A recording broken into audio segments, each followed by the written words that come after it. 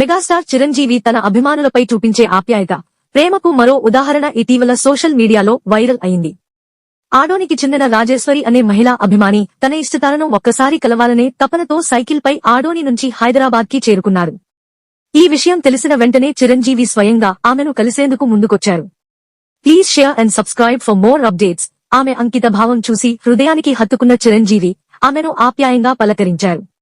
అంతేకాదు, ఆమెకు ఆర్థిక సహాయం అందించి ఒక అందమైన పట్టు చీర బహుమతిగా ఇచ్చారు. ఆమె పిల్లల చదువుకు పూర్తిస్థాయిలో సహకరించేందుకు కూడా మాటిచ్చారు.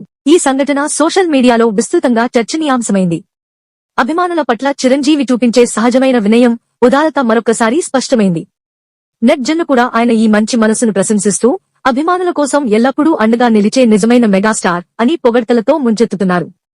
ఈ ఘటనతో మెగాస్టార్ కేవలం తెరపై హీరో మాత్రమే కాదు, జీవితంలో కూడా నిజమైన హీరో అని మరోసారి నిరూపించారు.